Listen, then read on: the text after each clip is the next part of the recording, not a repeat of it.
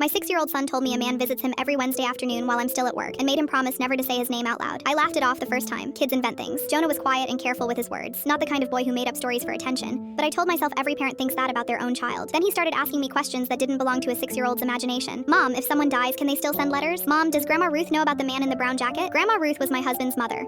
My husband, Adam, had been dead for 2 years. I asked our babysitter, Priya, if anyone had come by on Wednesdays. She said no, absolutely not. She'd never leave Jonah alone with a stranger. But she mentioned something odd. Every Wednesday at exactly 4, Jonah asked to go sit on the back porch by himself for 20 minutes. She thought it was a quiet time habit. She never thought to look. I started coming home early. The following Wednesday, I parked down the block and walked up through the side yard instead of the front door. I heard Jonah's voice through the fence before I saw anything, talking, pausing, like he was having a conversation. I looked through the gap in the boards and my whole body went cold. There was a man sitting on the porch steps with my son. Gray jacket, not brown, gray hair. He wasn't a stranger enough to explain the way my stomach dropped, because I recognized something about the set of his shoulders before I could place why. I came around the fence fast and Jonah jumped up, terrified, like I'd caught him doing something wrong instead of the other way around. The man stood too, hands out, saying my name, my actual first name, before I'd said a single word to him. Who are you? I said. Why are you talking to my son? He said his name was Walter. He said it like it should mean something. It didn't, not yet. Then he said, I'm Adam's father. Adam told me his father died before I ever met him. There was no funeral I attended because there was supposedly nothing to attend. No photos in the house, no stories, just one line Adam used whenever I asked. We weren't close. He passed a long time ago. I had never once questioned it, because grief doesn't usually invite follow-up questions. Walter was very much alive, and it turned out he'd been alive the entire 11 years I knew my husband. He told me, sitting on my own porch steps with my son's hand in his, that Adam had cut him off after a bad falling out with drugs and a stint in prison Walter had served in his 20s, decades before Adam and I met. Adam had rewritten his father into a dead man so thoroughly that even his own mother, Ruth, had gone along with the lie to protect him, and by extension, to protect the version of himself Adam wanted us all to believe in. Walter said he'd found out about Jonah through an obituary 2 years ago, Adam's obituary, and it had taken him this long to work up the courage to come find his grandson. He'd been watching the house for weeks before he ever spoke to Jonah. He said he never meant to make my son keep a secret from me. He said Jonah was the one who insisted on it, scared that if Walter's name came up, I'd send him away like Adam once had. I called Ruth that night with my hands shaking so badly I could barely hold the phone. She didn't deny it. She said it quietly, like she'd been waiting years for someone to finally ask. Adam needed you to believe he came from nothing broken. He needed that more than he needed his father. I sat with that for a long time. My husband had buried a living man to protect a story about himself, and my son had almost carried that same secret alone, the way children learn to carry things nobody should hand them. Walter still comes on Wednesdays. I know now. I stand on the porch instead of hiding behind the fence. I haven't decided if forgiving him means forgiving what Adam did, or if those are even the same question. Jonah just wants his grandfather to stay. I'm the only one left deciding what that costs.